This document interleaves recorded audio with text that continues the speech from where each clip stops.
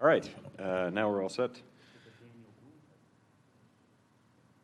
So good evening, everyone. Today is Monday, September 30th. This is Committee of the Whole. Thank you all for joining us here this evening on this extra Monday in September, which we relish.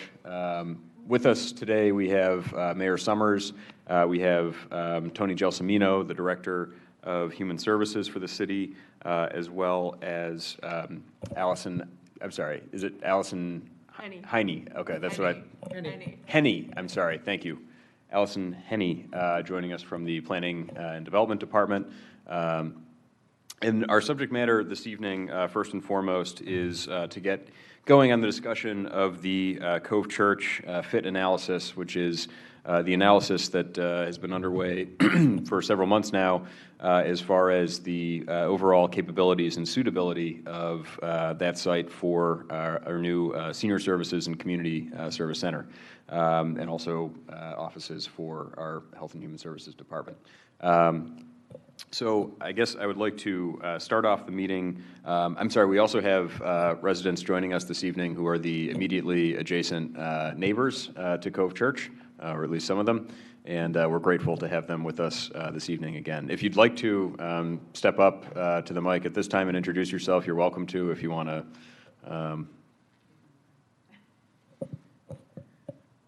I'm Steve Girillis, and this is my wife Kathleen, 12518 Clifton Boulevard. Thank you. Steve is an architect.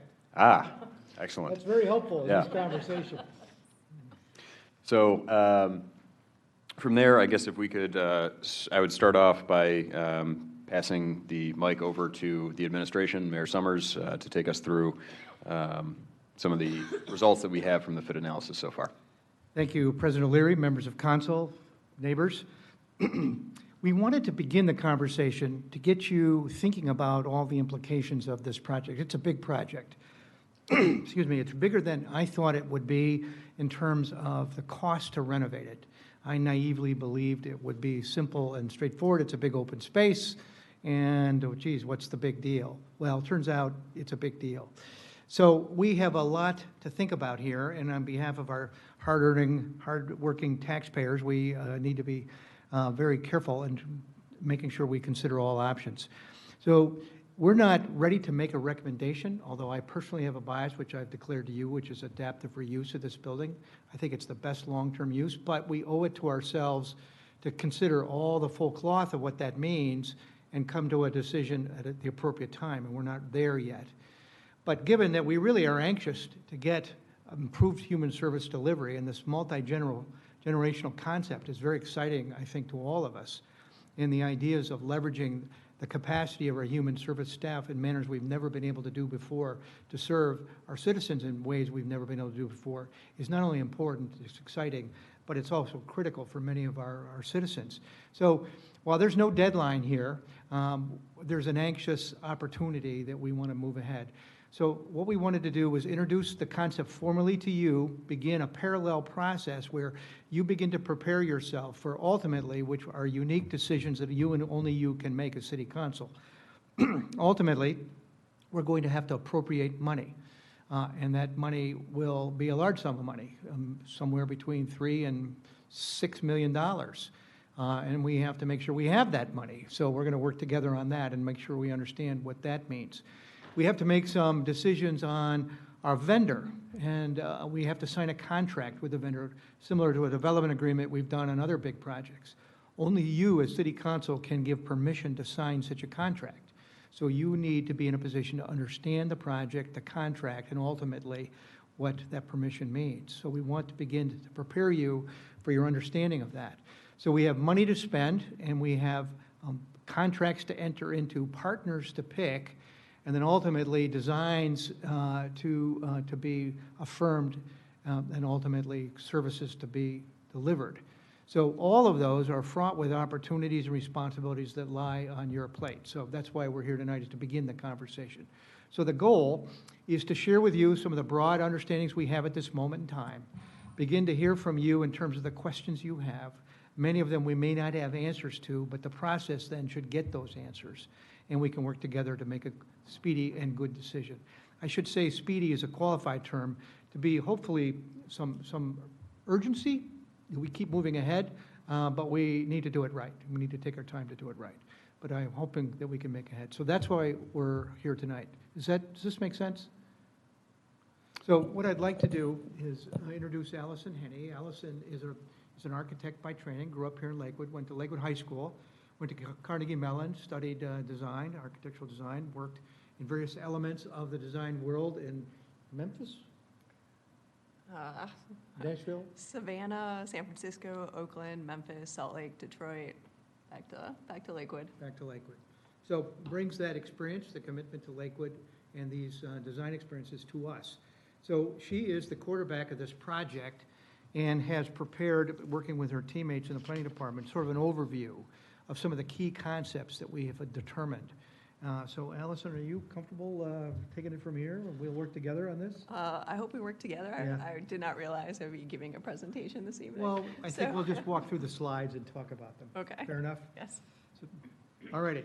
And I'm sorry, Mayor, if it's amenable, as far as you're concerned, I'd like to keep the floor open to questions as council members That's have them. helpful. Thanks.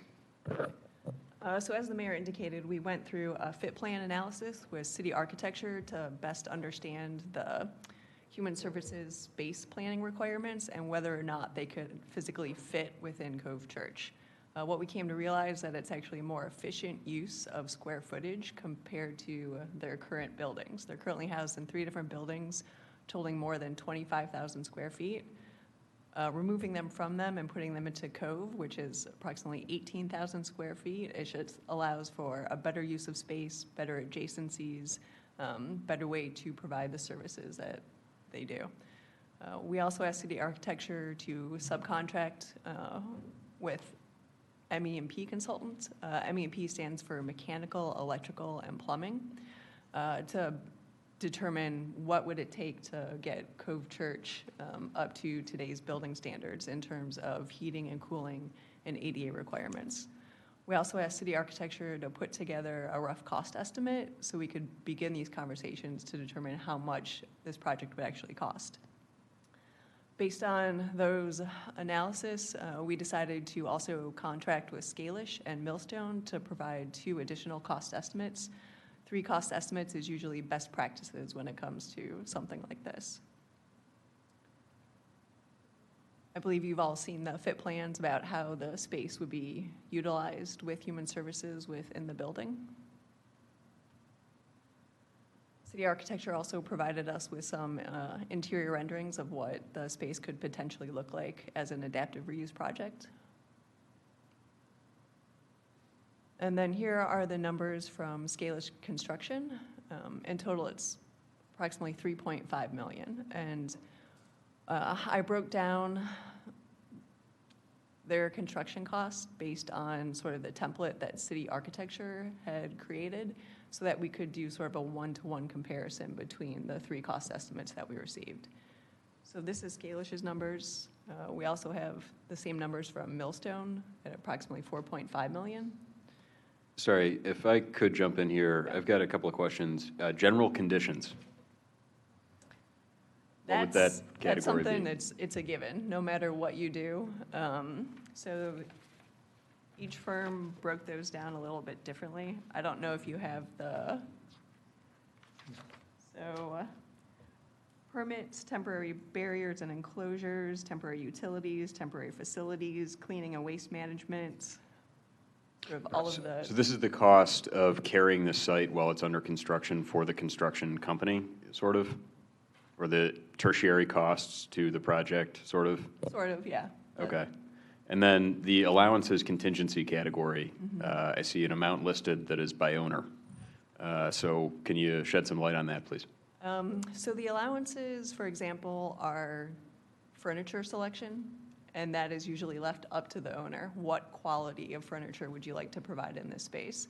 So that could range anywhere from $10,000 to $100,000, depending on, what the city would like to do and how we would best like to utilize this space. Contingency costs are for all of those unknowns. Again, it's not something that you will necessarily have to use, but it's a safe amount to set aside for yourself in order to pull from if something were to happen. So what is that amount? For Scalish, they just allowed it to be determined by the owner. Millstone put in a cost or a value of $665,000.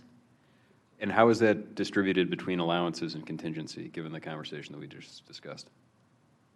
Because I guess I'm trying to put some hard numbers here Yeah. together, So- and I'm struggling a little bit. Well, in fairness to Allison, these are exactly the kinds of issues we need to begin to bear down on. These are rough estimates, and we're starting with some big concepts here. And as we begin to sweat the details, hopefully we'll flesh out these particular questions. So what I'm hearing is what you want to know is more about those. Yeah, so we can work on that. Right. What we know today, we'll share, but I think our sense is on many of these numbers, we have more to learn ourselves. Okay, thanks. I do appreciate that. I also, as I kind of alluded to, I think back in the council meeting, which this was referred, a major question for me is what is the recommendation as far as a new building or a reuse of the And current the building? answer is we don't have one. Right. But to further elucidate my thinking on that point, to me, that's an important threshold question because all of the questions that flow from that in terms of who we might partner with, what that contract looks like, what we would want the facility to possibly entail, flow from that initial decision of are we repurposing the space or are we building a new space? And if I'm conceptualizing that incorrectly, I'd obviously appreciate that feedback, but to me, that's one of the initial questions we've got to address. We're going to make that decision together. Okay. To your last question, contingency, a good rule of thumb is approximately 10%. Okay. And so that's how Millstone came up with their number. And is that different typically between renovations and new build? It's always a percentage. Okay. Yeah, you always want to have a contingency. Sure, there. I understand that, but I mean, is the percentage typically different between renovation projects and new construction projects, or is it about? It's about the same range. Okay, thanks.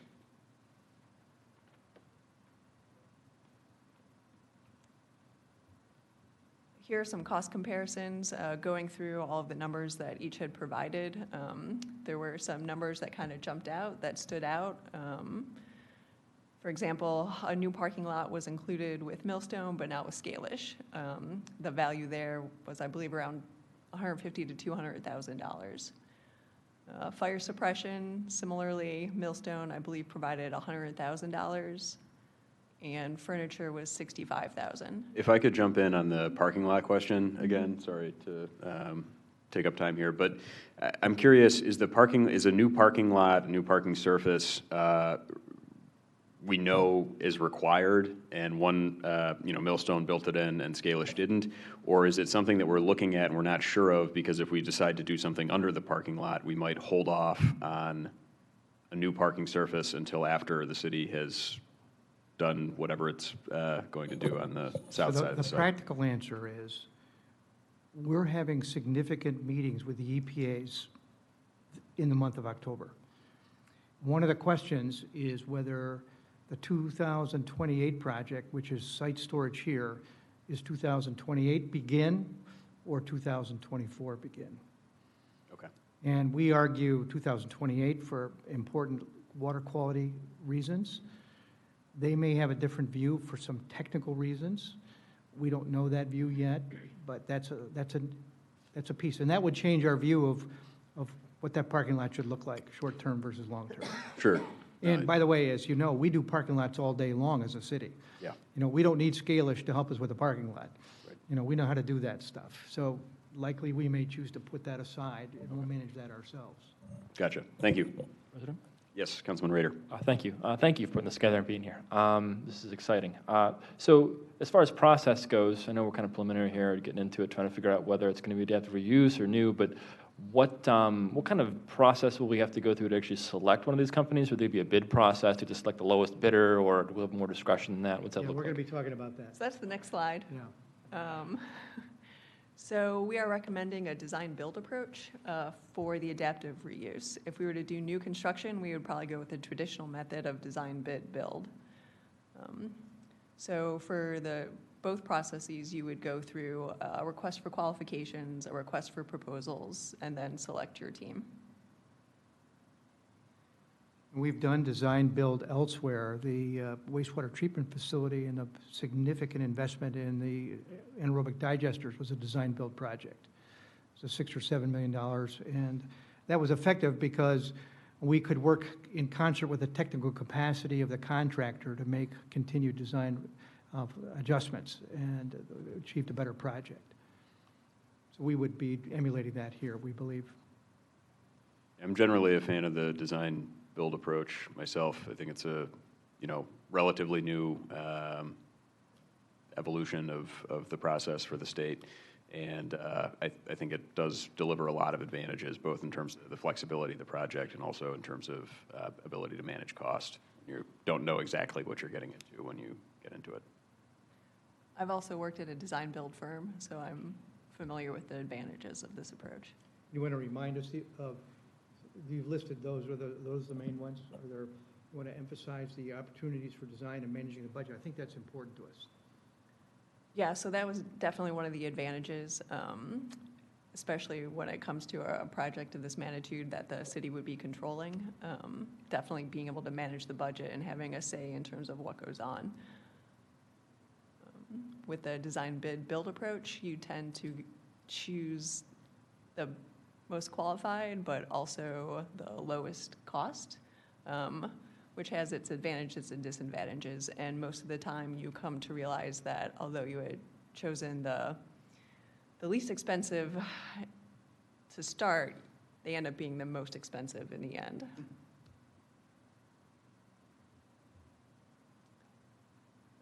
Also put together a rough timeline with the expectation of releasing an RFQ before the end of the year and when we could anticipate their project completion. Fall of 2021 seems like a safe bet if things go smoothly. We also put together a timeline for new construction and what that might look like.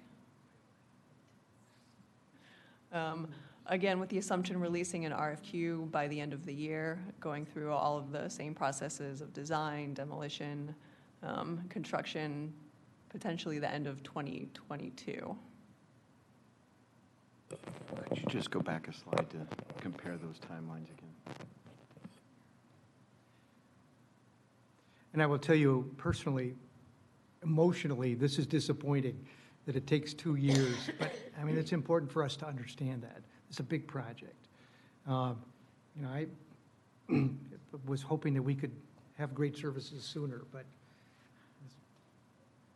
we have to get used to these numbers. And then the next slide is, so it's 18 months difference or 6 months difference? I think it's 18 months. So you sort of have to assume everything that we've done so far has been under the adaptive reuse. So you would have to start over with everything that we've done after you release the RFQ to get through the design process. So we said, I'm sorry, Mr. Chair. Oh, go ahead, please. So we said mid to late 2021 for the adaptive reuse, end of 2022, so that's 15 to 18 months difference. Okay, I'm just trying to get it clear in my mind. Thanks. And I'm sorry, if I could also, so I see kind of two different X factors here in between the two slides. So the one is adaptive reuse and the design build process, and then the other one is new construction so that factors into what you mentioned before, which is if we did do the new construction process, you would favor a design bid build approach. I think you would have to prepare for that. Okay, thanks. And then we also asked Scalish and Millstone to put together cost estimates for new construction, and we based that on the same square footage, slab on grade, no basements, 2-story building without any outdoor space whatsoever. And these were the two numbers that they had provided. I also used RS means, which is sort of the industry standard for best practices for getting a rough cost estimate together. And so that's what that third value is. If I could ask a quick question here. When it talks about no outdoor space, is that reflecting the fact that outdoor space is not built into the plan or the construction cost, or is it referring to the fact that because we would be losing a basement space and going 2-story slab on grade, that to achieve what we need to achieve in terms of square footage, there would be no outdoor space? Both. Okay. Okay, thanks. Mr. Chair. Yes, Councilman Bullock. Thank you. Why are the new construction costs more expensive? I was always under the impression, you hear these hostile speeches about historic preservation because supposedly that costs more and new construction is cheaper. Here we have new construction more expensive. I've never heard the argument that adaptive reuse is more expensive. So with new construction, you're starting from scratch. All of the material costs that you have with adaptive reuse that are already in place, you're now paying for them. Construction costs today are astronomically more expensive than they were when this facility was built. Sure. And they just keep rising. For example, the data that I had used was from January of 2019. Talking to contractors, it's already out of date by 25 to 35%. Okay, and the,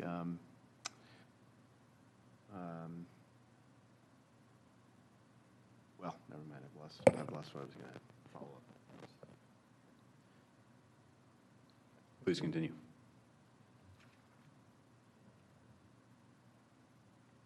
Final slide. This is the recommendation that we are leaning toward. I think there's some important concepts that Allison has shared with us internally that are worth thinking about. The idea of sustainability and what does that mean in this project. And I think you shared a concept that even if the cost was higher for adaptive reuse, the sustainability is better because you're not creating new material use or something along that line. So the phrase that a lot of people like to use is the greenest building is the one already built.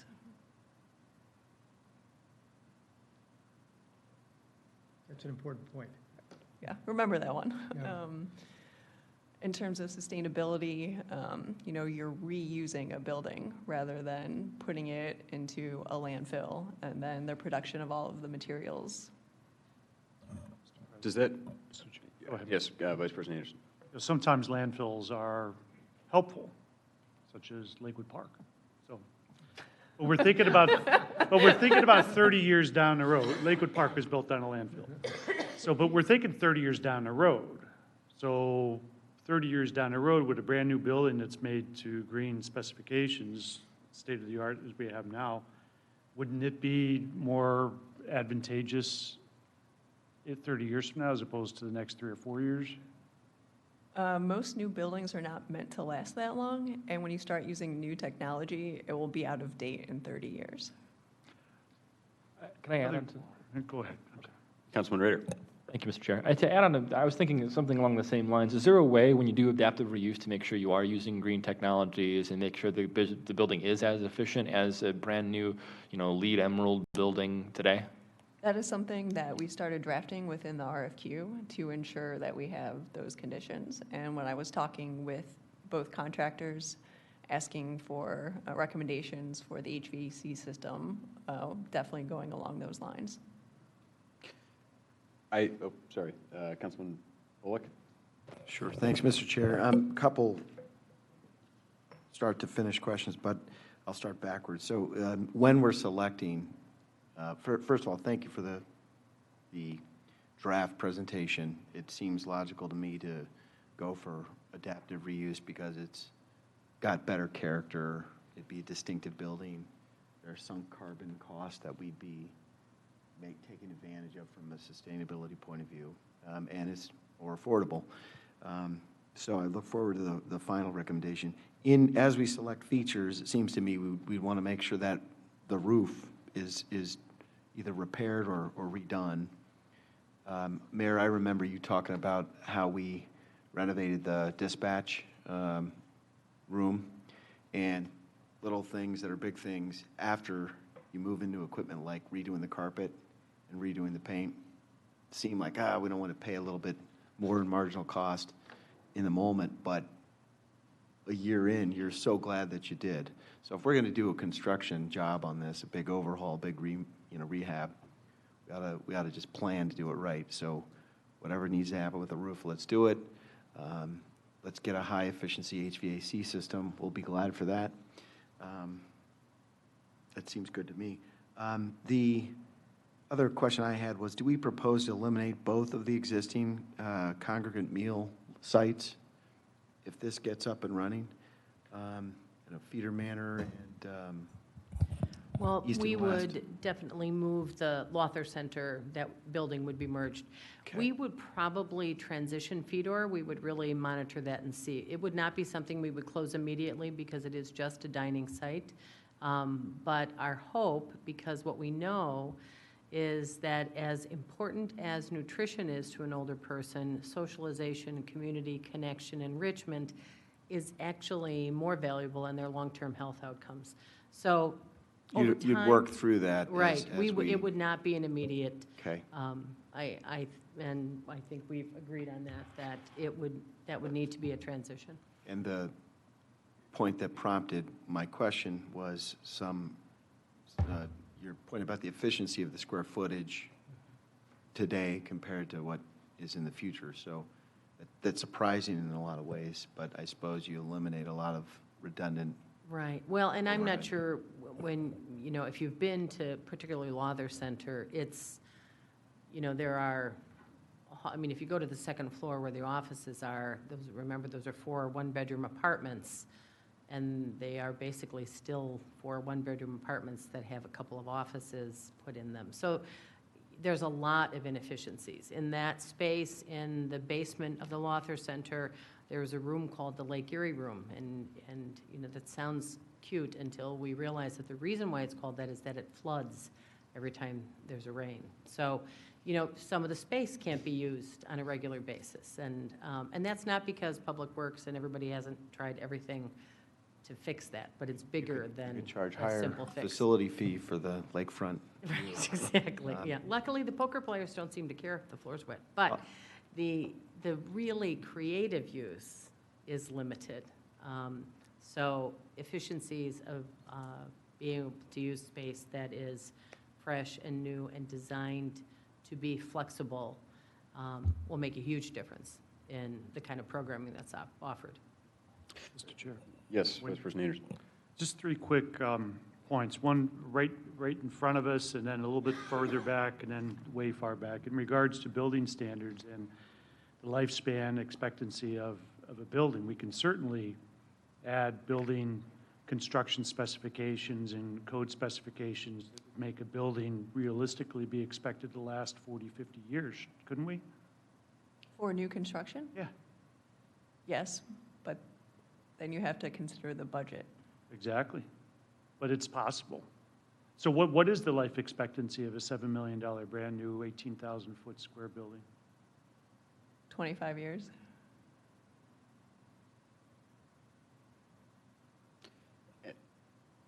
Vice President Anderson. Buildings today they're meant to be torn down and to be replaced. If I could just tag on to that question, since that actually was along the lines of what I was going to ask, does that stand in very stark contrast to an adaptive reuse of a building that already has 30, 40 years of Or more. well-used life under its belt? Yeah. How much tread is left on Cove? How long has it been where it is now? I believe it's 50 years old. Yeah. Yeah. So I guess, I think, no, I think what we're potentially jointly trying to drive at is, if a new construction building would last us another 25 years, is the adaptive reuse of a 50 or 60-year-old building going to take us much further beyond another 25 years or not? I don't see why not. I mean, you look at the rest of the building stock in Lakewood, it's more than 100 years old, and it's been adaptively reused to fit new needs as well. Sure, but I guess part of the distinction would be that housing stock was built 100 years ago, and do we have the confidence that the construction methods employed in the 60s or 50s potentially Yeah, so are I of the think- same caliber? Allison, why don't you share your views of the contractors in terms of the structural integrity of the building at least? Of Cove? Yeah, the cove, the beams. Everyone that has walked through and done a sort of a visual assessment does not see any issues with the structure. It's been well-maintained, and that's why it's been able to last as long as it has, and it just needs a little bit more care to bring it up to today's standards. That makes sense. And it's been stress-tested by Superstorm Sandy about 8 years ago, right? That's right. Going back a little bit further, the note of the two-thirds rule, I know that the organization formerly known as the Ohio School Facilities Commission would have a two-thirds rule. They would try to determine the value of a school after it was 100% efficient and effective, and then they would figure out whether it cost more than two-thirds of that value to rehab, and if it cost 1 penny more than two-thirds, they would tear it down and rebuild. So there was a hard and fast two-thirds rule. Do we have an idea as to whether or not that's a metric that we can use in our determination as to a recommendation? That's a great analogy, and actually, if you recall, I was there on the school board Right. when we did this analysis. Not a The, foreign concept, right? And one of the dramas there was, how do you convert a 600-square-foot classroom to a 900-square-foot classroom easily in walls that are all load-bearing? And I think Roosevelt was a classic one that you figured out you could get there if you took these wide hallways and somehow reshaped them into classrooms, but you'd have to move these load-bearing walls. It could have been done, and it was very close, but it would have compromised so much of the structural integrity with some uncertainty to it that became a unacceptable call. The rest of the buildings, you couldn't get there from here, except the brilliance of taking two middle schools, which had 900-square-foot classrooms, and converting them to elementary schools, which is what happened to Horace Mann and Emerson. That was actually, I remember when that was introduced as an option, that was a stroke of genius. But it was a radical shift of how the buildings were going to be used. So there was a hotly debated dimension of what we wanted to do, and Roosevelt was, again, the best example of one that we fought for and lost by that rule. But probably it was the right decision because of the complexity. But here, we're talking about two big open spaces. So it's a little different, I think, in terms of the use from what you were trying to change. Here, we're taking big open spaces, maintaining big open spaces, adding polish and warm, safe, and dry features to them. Probably warm, safe, and cool and dry by today's standards. And therefore, it's not as mechanically a challenge in terms of shifting the nature of the building. But it's a good rule. My guess is, I was just doing the math, we're pretty close to that two-thirds anyway here. There is no regulatory commission that says we're not going a penny over. That's why we're talking tonight, because we're going to have to make. We're the regulatory commission, right. No, I got you. No, I appreciate it. I'm glad that we're using sort of best practices or lessons learned from years past in regards to our school building. And in some cases, such as Hayes, we didn't knock down the whole thing. We kept the gym. And we added to the gym with a brand-new building, so it wasn't 100% raising. And the last comment that I'm hoping gets a response is the 18,665 square foot slab concept, right? Are we just assuming that that's the square foot capacity we need for our programming because that's the building size that's available, or do we feel that that's the square foot program site that we need because we know the needs of our community? There's two different ways of looking at what the final outcome should be, right? Well, what's the appetite, what's the need versus what's available, and let's fit it in there. And Allison led us through that process, as did Mike Malinsky before him, to help us understand that. I think in broad strokes, we think there's about, somewhere between 2,000 and 4,000 or more square foot available to be used creatively for different programs in the new space. Okay. So the idea of having shared space, the biggest test would be all three programs, early childhood, youth, and senior citizens, are all working simultaneously to the maximum of their program capacity. Even under that extreme, there was a modest amount of extra space. But the reality of it is they're hardly all doing that at the same time. Their hours are different. Sure. And so common areas can be used for different purposes for different programs, creating an enormous amount of opportunity and flexibility. So if you go back a couple of slides, that's called a contingency, right? There you go. And, no, seriously, a programming Yeah. contingency for future needs not currently anticipated. I got you. Thank you, Mr. Chair. Can I add one thing, Mr. President? Of course, yes. And the bonus Director is we Johnson. maintain green space for outdoor programming. Which is completely impossible. I mean, while they're- that is probably one of the most exciting features when you talk to older residents. Right. That green space is something that's a major plus for them. But we're going to lose a pool in the basement. Thank you, Mr. Chair. Thank you. I will also say that when I visited the Lawther Center, the Lake Erie room was living up to its name irrespective of the weather. Actually, there was a leak in the plumbing. Oh, that was, Yeah, and it was right after, I think, the renovation and new mural had been done down there. So, You know, I think that, I'd like Allison to share her view on the fact that adaptive reuse of the Lawther Center wouldn't make sense, though, right? Correct. Just given the layout, the fact that it was originally an apartment building, it's hard to transform that into a community space efficiently without nearly gutting the entire building. And back to the fact that it already has these issues with flooding in the basement. Trying to correct those, it's a huge investment to get you to where you need to be. And it probably exceeds that 2/3 rule that we were just discussing. just curious, oh, sorry. I was just going to say, I would like council to understand that from an administration standpoint, we really believe we fit well in this building.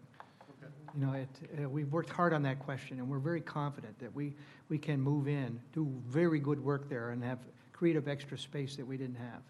We want you to understand that. Thanks.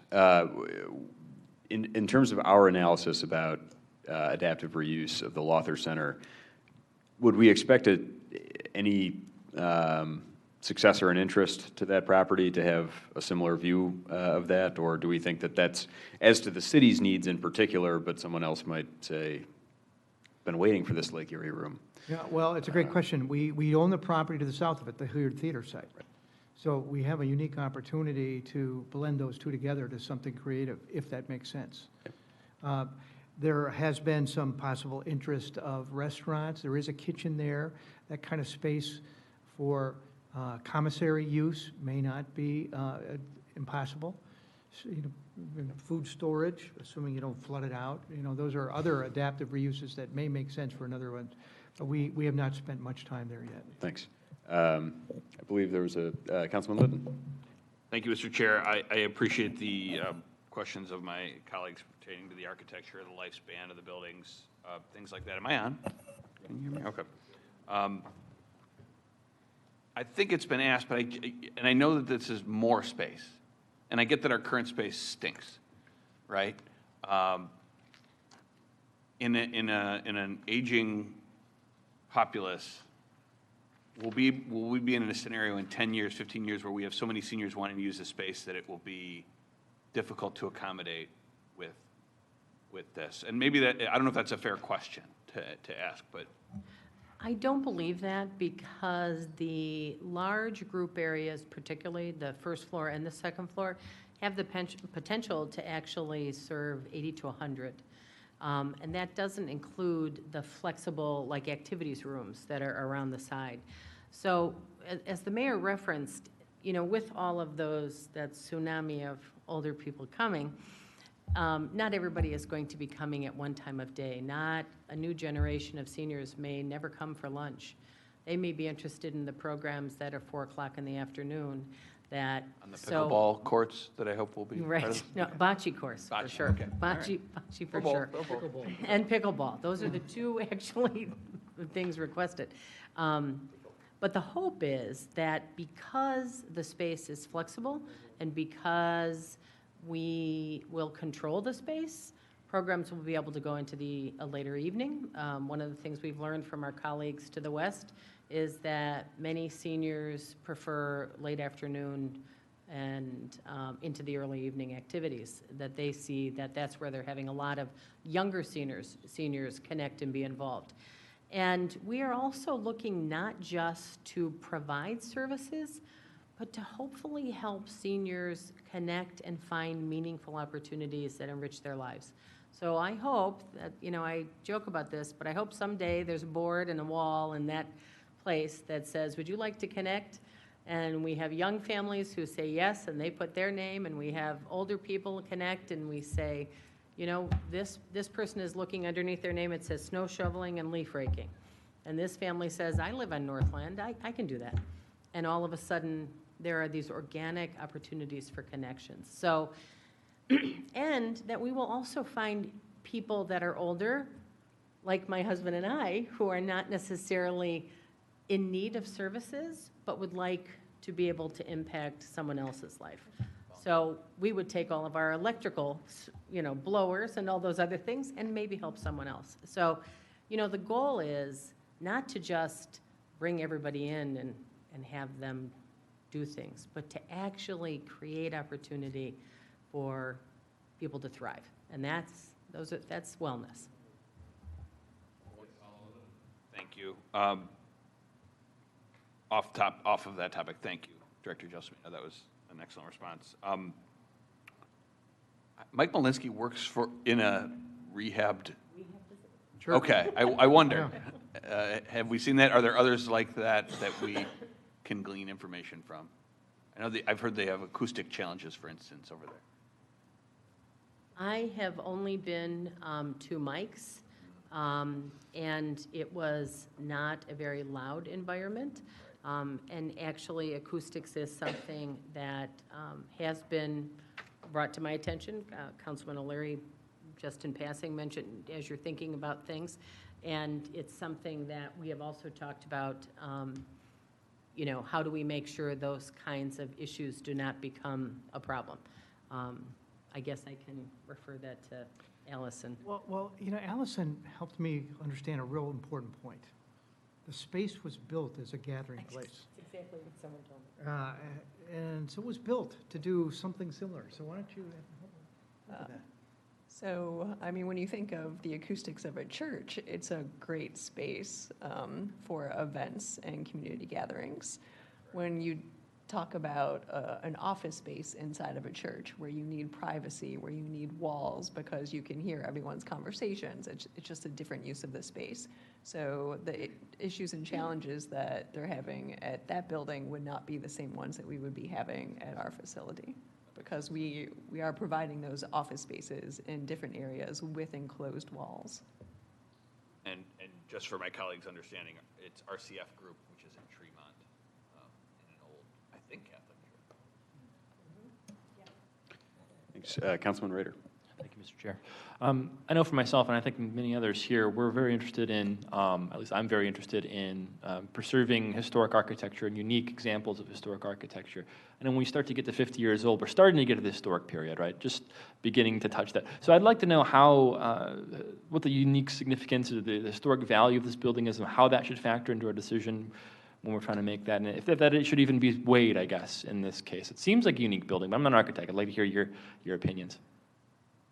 I do think it is a unique building, especially from the interior, and to try and recreate that, we do not have the budget for that.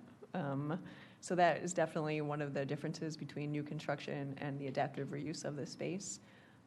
Again, everyone who walks in, they're always like, wow. They're always impressed with the interior, with the amazing structural system that's exposed. It's a very unique building. It has a history behind it. It's very likely we might have the quirkiest senior center around. And we would say that word proudly in Lakewood. In Lakewood, we call that character. Yeah. Yes. The only arc-shaped senior center in the region. Councilwoman George. Thank you, and thank you to the mayor and the administration for outlining all of this today. It looks like the adaptive reuse seems to be the way to go from, both a financial and a historic preservation perspective.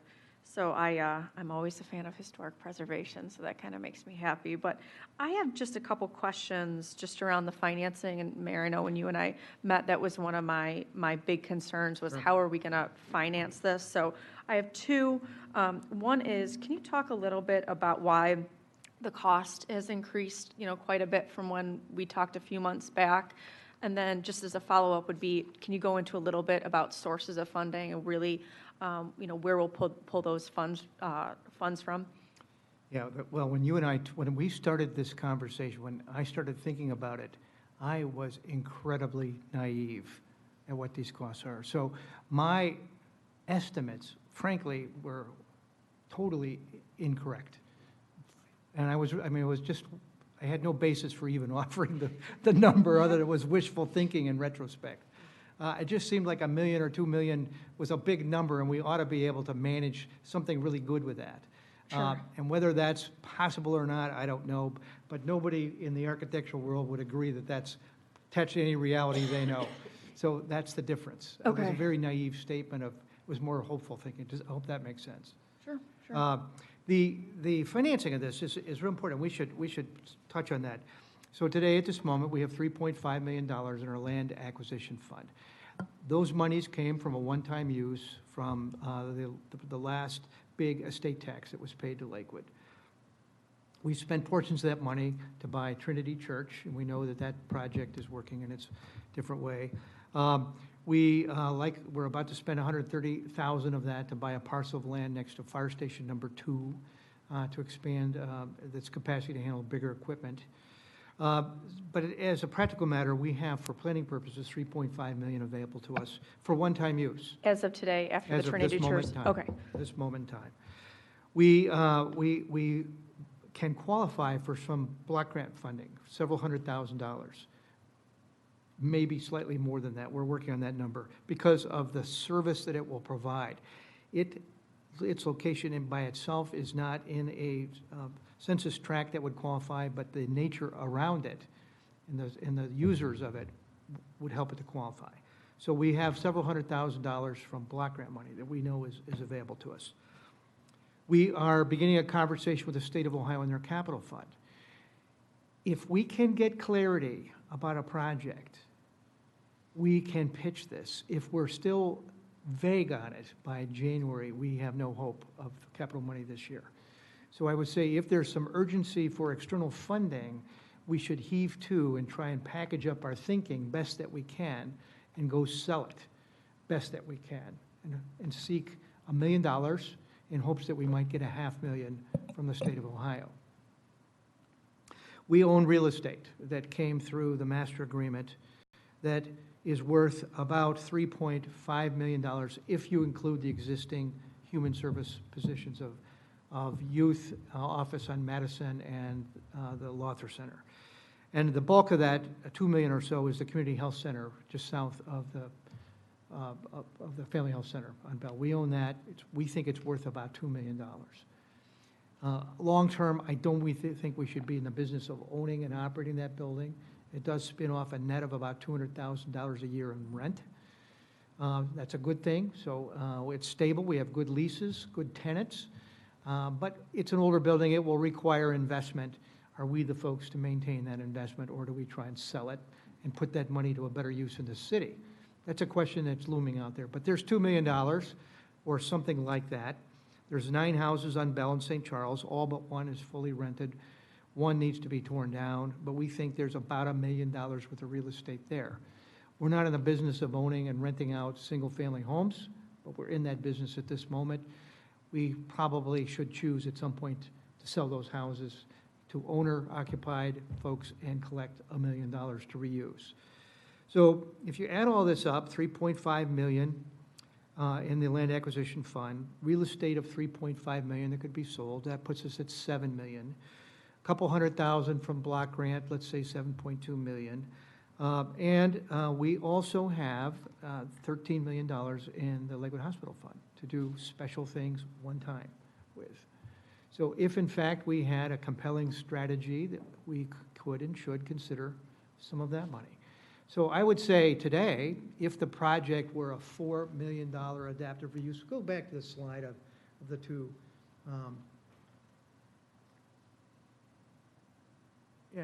So 3.4, but we know there's some things missing. Let's say 4.5 is a good number. The answer is we have money to do that. It's important that we don't use debt for something like this.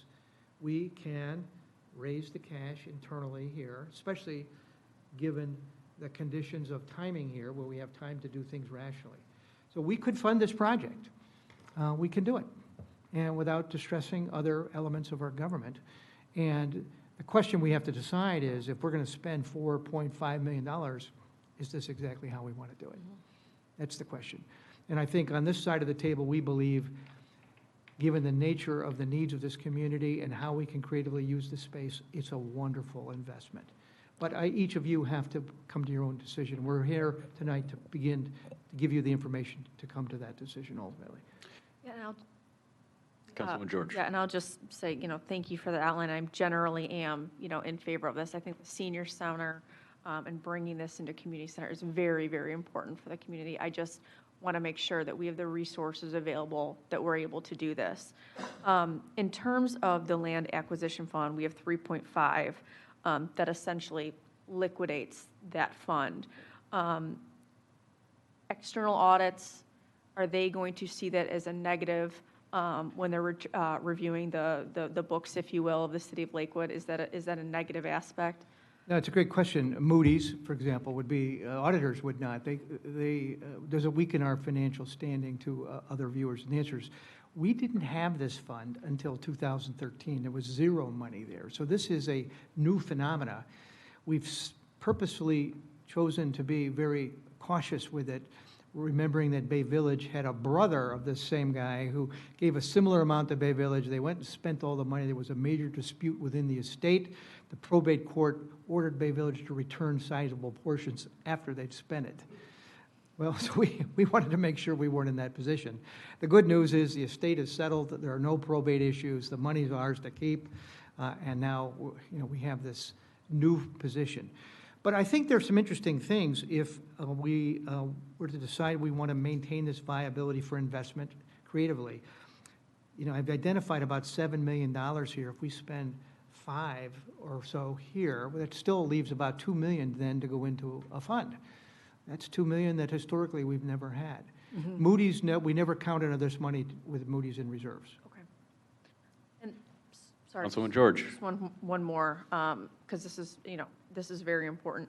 Do you anticipate kind of having some more concrete options of where the financing is going to be before, let's say, the end of the year, before you come to council again to approve?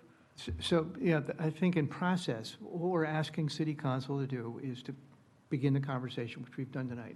You now know what we know. Our hope is that we can position a request of a resolution from you to proceed with a design-build RFQ. So that doesn't bind us to anything financially at that point. It begins, but we want to be serious about it. We don't want to do it if you're not with us. Right.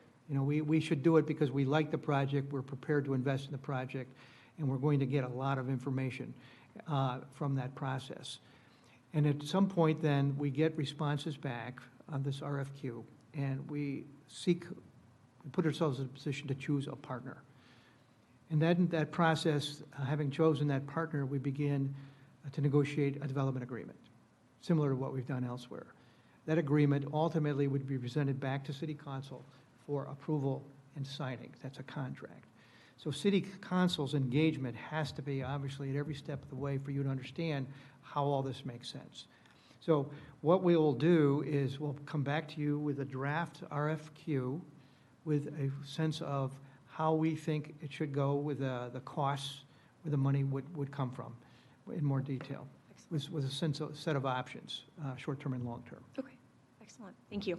Thank you. If I could put out a call for any final questions. I know we've got other items on our agenda this evening, and I do appreciate the presentation we've had so far. I know Councilman Bullock has a question. And I'm sorry. Sure. I just have a few questions.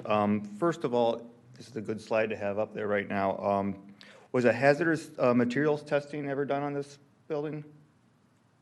No, we have yet to do that. So Okay. we got, That will Yeah. add to the contingency there, because this building was built in the... well, we do know a little bit about Early- what's So there. we did do that. We have not gone through the abatement process Okay. yet. Money has been set aside for that. at Is this it in point. the estimates? It Not is, enough. but is not in the estimates. Okay. And remind us, what was that amount of money? So we were 250,000, which Okay. covers more than enough for the abatement itself. That's good, I just wanted to So, bring it up. Yeah. Being the that architect is- in me here. That is separate. Second question, if it's a senior center, is there a lift included or elevator? Yes. Yes. Excellent. Are the sketches that you had up there available for the public? We can make them available. I Just don't- curious. We'd like, we could share this on our website, this analysis. That'd be great. We don't have much yet, do we? I mean, if it's better released at a separate later time, that's fine too. We just want to see it I'd eventually. love to have you look at it. Yeah, so that is not the final design, but it just painted a really nice picture of Okay. what the space could potentially be. The question earlier about the significance of the building, Rick Sika, former chair of the Heritage Advisory Board, actually performed a survey of that period in Lakewood, in the city of Lakewood, and this was one of the buildings he identified as a significant structure from that. I'm sure he has it somewhere, and we could get it if anyone I've wants it. been waiting for months to get that from him. I will tell him next time I see him. Appreciate it. Design build. One of the reasons that, again, coming from an architect's point of view, I know that you worked in design build firms before, but if an architect is doing his construction contract administration properly, he is making sure the client, the owner, gets what they paid for in the construction documents. With a design build, I'm not saying that this will happen, but I have seen it happen where the contractor takes over and builds what he wants to build, and the architect has no, the designer of the design build has no say over what the final project is. So it's just the owner looking at that. Now, the sewage treatment plant over there, I mean, we're not even required to get permits for treatment structures. So that's a little different story in a design build. And I know you've had different experiences with that. I just want to put out the word of caution about that, okay? You know, Steve, those are great points. And it strikes me what's really important is that development agreement maybe address some of these concerns. But just a word of caution with the design builds. I appreciate that. And the last thing is the EPA in regards to the wastewater collection. Will the results that we get from the EPA after or I guess they're doing a review right now, after they come back with their results, will that influence whether the project would want to have a adaptive reuse or a new construction? I guess what I'm getting at is, I don't know exactly what the EPA will come back with. Are they going to tell us, well, we had planned for this much capacity of storage, but now we need this much? Yeah, that's a great question. And we did have an internal conversation with some of our city engineers on this very subject. Every time you talk to the engineers, they have an eminently practical view of everything, which is their job. So if they had their druthers, the tank would be on the north side of the lot, closer to the interceptor with shorter pipe connections. That's the engineer's view. And it would save a little bit of money in terms of pipe length and some excavation. It's worth hearing that view. It's important to hear that view. And you, as part of our process, will want to bring, when we know more about the EPA view, that needs to be understood by you as well, how all this fits. So the answer is there is an engineering view. It's based on, geez, it would be better, not necessarily it has to be. So the idea right now is that the tank would be on the south end of the property under the parking lot, and that that tank then would be covered up with infrastructure to allow cars to park back on top. As another engineer in the city, one of your favorites, Joe Bennett, would say, it's just concrete. More concrete makes it stronger, better, and whatever you want to do, you can do. But there's a cost and a trade-off to all of these factors. It would be a cheaper tank if you did not put parking on top of it. You would have green space perhaps, but you would not put car loads. So those are trade-offs as well. And it needs to be part of the whole cloth view. But the honest answer is 1.5 million gallons is probably even bigger than we need. I think there's this all pipes model we have allows us to actually, would allow us to build a smaller than a 1.5 million gallon tank. But they're still working that number. So the answer to Steve's question is could it be too small? At this point, the answer is no. Very good. That's an important point. It is a very important point. I mean, it would be a disaster if we spent $5 million and then 10 years from now realized we couldn't do our primary job, which is managing stormwater on the site. We will not be in that position. So if there's doubt, then this whole thing gets slowed down. But we're trying to approach this from a variety of angles so that we can sort it all out and make a good decision as soon as we're able. But I think you get the idea. This is not going to be necessarily imminent because we have a lot of inputs. Yeah, so great question. All right, thank you. That's all I had. Mr. Chair. Thank you. Councilman Bullock, I think, had a question, and then Councilman. It piggybacks on something Steve said, or perhaps try to put in layman's terms, something that you asked regarding design build versus, what do we call the other traditional? Design, bid, Design, build. bid, build. Bid build, thank you. Am I understanding correctly that one would sort of put all the eggs in one basket, so that as the project's going along, they have the architect and they have the contractor, and they're just deciding sort of within what to do on things, kind of making their own decisions oftentimes, whereas the alternative would be having sort of the architect separate, possibly paying a little bit more, and they would both work for us and have us as a go-between, so that perhaps we get a better product, or at least are more attuned to what's going on and what's changing day to day. Is that an accurate characterization? Yeah. I don't know, Steve, you want to answer that? Am I making any sense? Yeah, kinda. Fair enough. And again, I have never worked in a design build format unless it was where I was doing the actual design and building myself, okay? So therefore, I know exactly what my decisions are, and I know that I'm doing the job the way that I want it to be. An example is I have a client who just asked us to come in on a design build project that they had because the client has identified things that he doesn't think are right and are showing up on the drawings but aren't built that way in the field. And he's saying, why? How did this happen?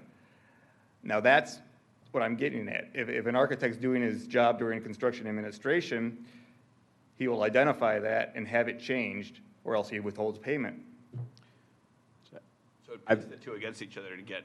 It could be Not pit in a against, or negative way, but in a way working that- together. I was going to say, yeah, I mean, I've been through a number of design build projects for different municipalities, service garages and the like. And, typically there is an architect, the client, us, would have a representative that is an architect. And I don't know if that would be Ms. Henney in this case or not, but typically as part of that setup built in as a check and balance, the client has their own representative who's essentially going over everything that the design build partner is submitting in terms of change orders or, in terms of contingencies, and making sure that that is necessary and to the desires of the client, but also B, that it's financially appropriate. But, Good answer. Okay. Yeah. Thank you all for bearing with me. So even though it's a design-build approach, contractor-led, there's still an architect on that team. So that those checks and balances still exist. And being paid by the contractor, though. No, so what I was going to say is I've seen it done typically where the public entity hires an architect that is their architectural representative on the project, and then is dealing with the actual design build team. And their role is to check all of those change orders as they're submitted, et cetera. And that sounds to me to be worth the extra cost. Or you do it in-house when you Correct. have an yeah. Sunk cost. Perfect. All right. Okay, Councilman Bullock. So I wanted to tie into the points that Councilwoman George and the mayor were talking about, the financials and the timeline. Sorry for my voice. I went to a football game and yelled my voice away for Notre Dame Fighting Irish over the weekend, so great game. So timing of a decision, my own answer is yes to December 31. In an informal sense, council colleagues, do you think that that's something we can work towards?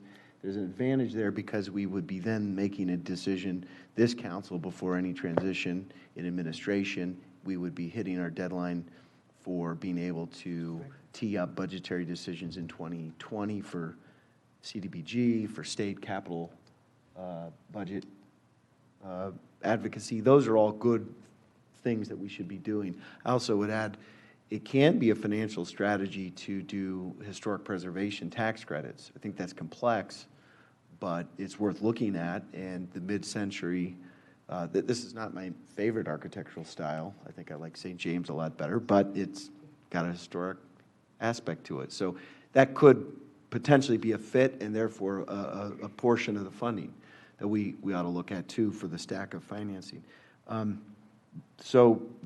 I'm leaning strongly towards a yes on this, because even though there's a higher cost than we initially hoped for, maybe $5 million, it's a strategic investment to really upgrade the capacity and the capabilities of human services. And that's something that is central to what we've been doing for a long time in Lakewood. Frankly, it's only going to get more important for all the reasons of health and aging that other council members have talked about. So it's a good use of our funds if we can afford it. We've talked in advance a bit about how we might afford it. In our budget process this year, I think it will be helpful to me for sure, and I hope other council members too, if we do a macro budget analysis of our one-time money, our strategic funds, that $13 million, that $3.5 million.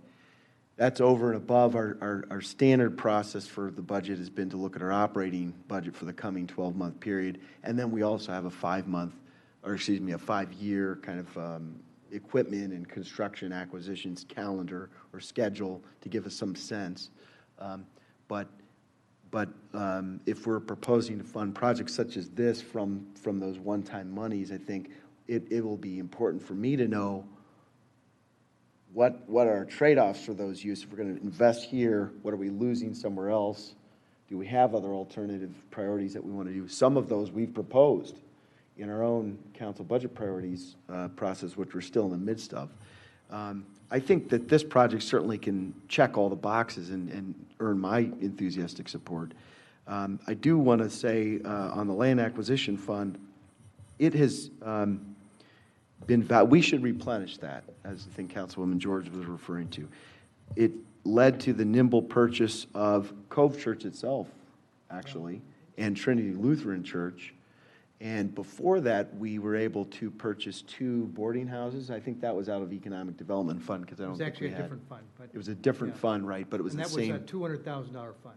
Smaller amount, but the experience of that was that it's important for the city to have a reserve fund of some sort to respond in a quick, decisive manner to distressed properties, because often we can fix a problem with a distressed property that other owners can't do, and we've had some good successes there.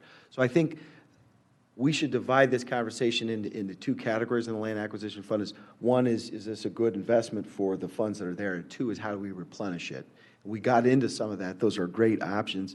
The existing properties that we have, we may or may not want to sell them. The timing of how and when we sell those is important. I think eventually Trinity Lutheran Church will be sold, right? And that could replenish the fund some, although that may be years out.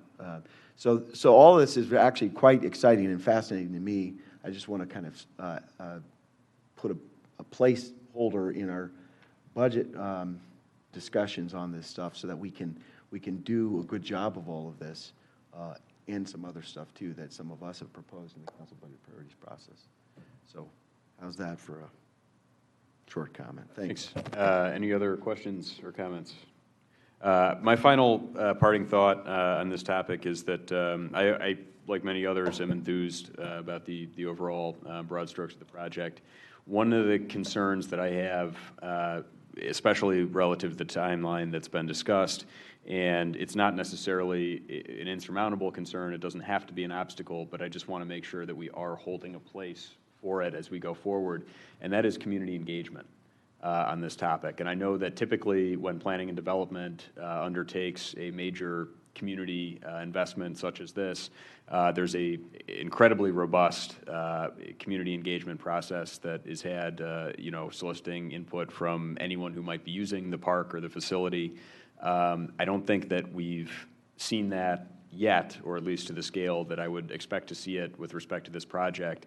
I know I'm not ignoring, obviously, the phenomenal wisdom and expertise that we have in-house based on our current experiences with the current senior center and our current population that we're serving. But I think we would be incredibly remiss as a community to not acknowledge that the seniors that we're serving today are, in some respects, not the target audience that we're trying to reach here.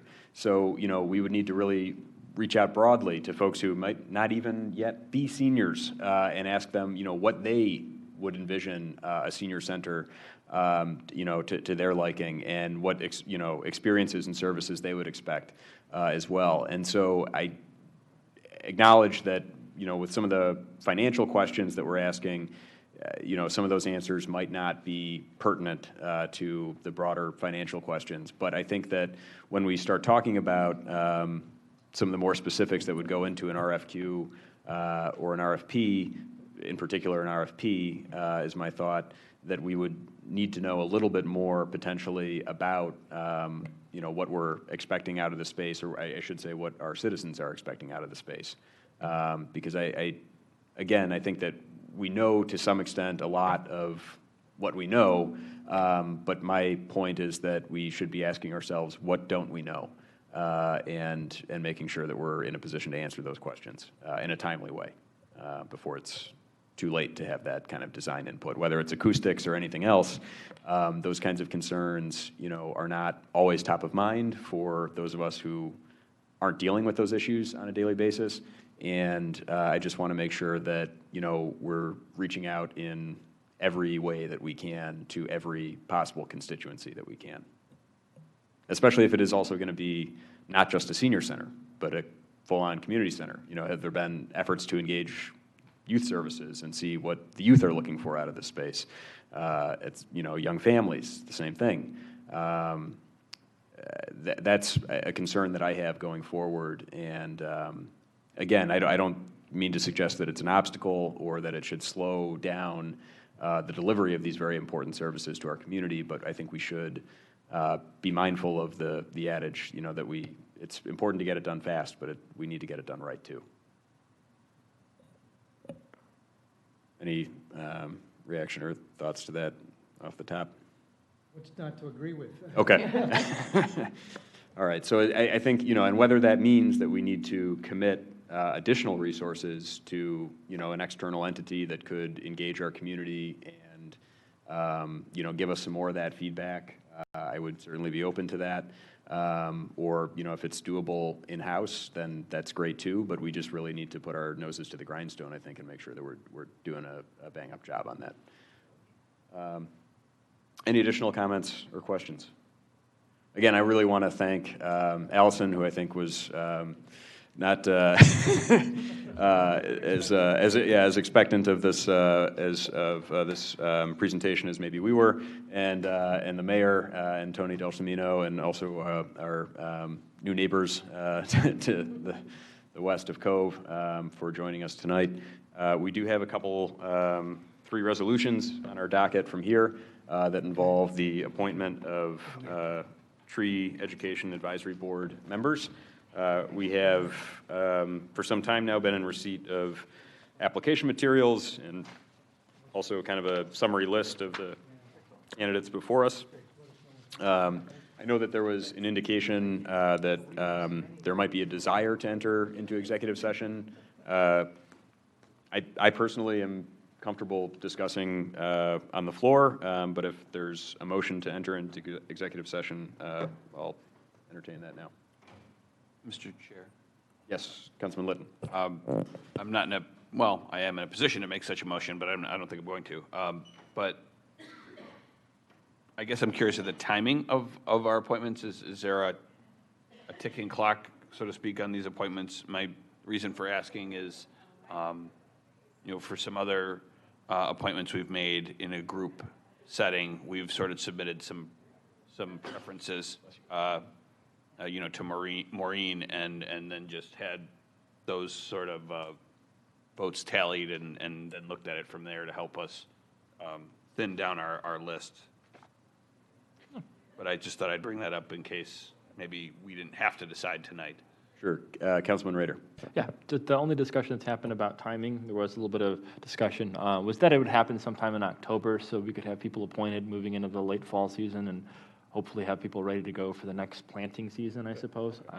And Chris Perry, our administration, not here to address that, but sooner than later. We didn't want to wait too long. But I like that idea. I like the idea of, I think we've done that before. We've submitted names to council president or to council clerk, and totally amenable to that if the group is. Thanks. Yeah, I don't, obviously, so long as the names are submitted separately or independently, I don't have any issue with that. Primarily, the reason for calling the meeting tonight was that when we discussed this, so I had initially been comfortable discussing these appointments on the floor throughout the month of October, but there was an expressed desire to meet in committee.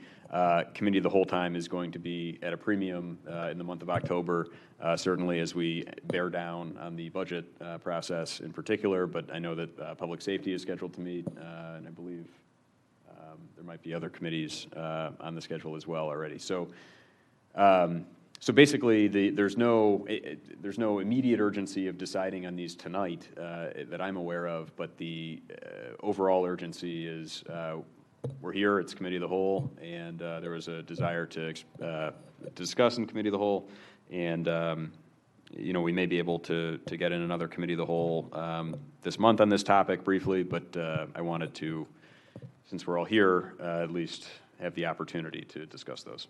Mr. Sure, Yes, Councilman Bullock. Thanks. So I am prepared to make a motion in a second, but I think since we're all here, let's see if we can get the appointments done tonight. I don't feel terribly strong, but I mean, I could get it done in 5 or 10 minutes. But I'd like to move that we enter executive session for the purposes of discussing personnel appointments. Okay, I'll second that, I guess. Any discussion, Councilwoman George? Yeah, Mr. Chair, I know, I don't think we've gone into executive session for these type of appointments before. I guess, correct me if I'm wrong. Councilman Bullock, do you want to elaborate a little bit more on why you want to go into executive session? My preference would be not to. Because there are, when discussing personnel and suitability for service considerations, some of those things are private in nature. I would rather not have a public record discussion of some factors. So for example, when you're doing an HR interview, you don't have every part of that discussion in the public record. There's Right. appropriate privacy, and that this is of that nature, at least for a portion of the discussion. Thanks. Thanks. I understand fully the comments that Councilman Bullock just made. I tend to, and for the record, I believe that we have gone into executive session as a council a number of times historically for some board and commission appointments. Although I would generally agree that, at least as I see it, when you're talking about an unpaid position such as this, a lot of the things that I would usually be inclined to go into executive session for within the context of a personnel discussion in terms of like prior convictions that might be disqualifying or previous salary so that we can set an appropriate new salary going forward wouldn't necessarily pertain here. But again, I seconded the motion because if there are things that a council member would need to say in executive session with respect to some of the applicants, then I will respect that preference of that council person. generally speaking. But again, that's just my 2 cents. Hey, Mr. Chair? Yes, Councilman Rader. I think that makes sense to me. If there's something that Mr. Bullock would like to share about a particular person that he would not like to share publicly, maybe that is appropriate. I don't have to necessarily share who I don't have to make any sort of statement in that session or anything that has to do with people I want to appoint, but I would want to respect that if that's what Mr. Bullock wants to do. Yep. Councilwoman George, or? Yeah, Yes, Mr. Chair, Councilwoman yeah, George. Mr. Chair, thank you. I agree with the sentiments of, this is really not personnel, HR related, but I also respect Councilman Bullock, if you do have reasons for wanting to go into executive session for certain reasons that we may unbeknownst to us, I will appease that. Councilman Litton? Just a point of order. When we have an empty room, can we just shut the door and turn the mics off, or we have to move? Video recording. We're video recording. Okay. Turn off the mics. Just curious. Okay. It's purely a lazy That request, I was guess. that was a perfectly normal logistical question.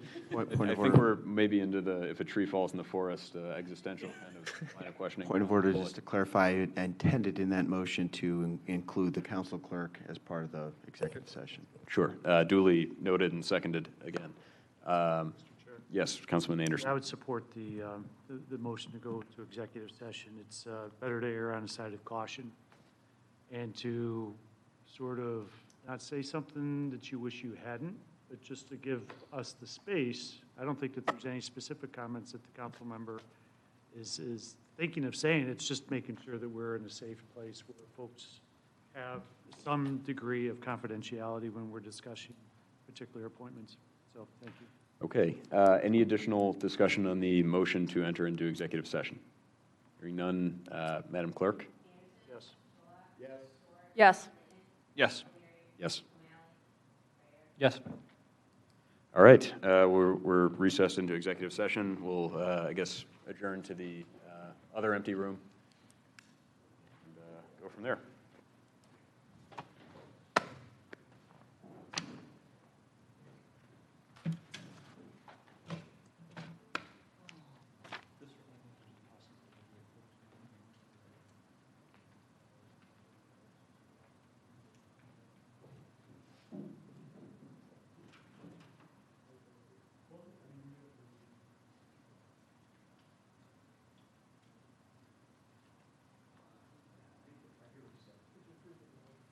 No, we have 10 minutes.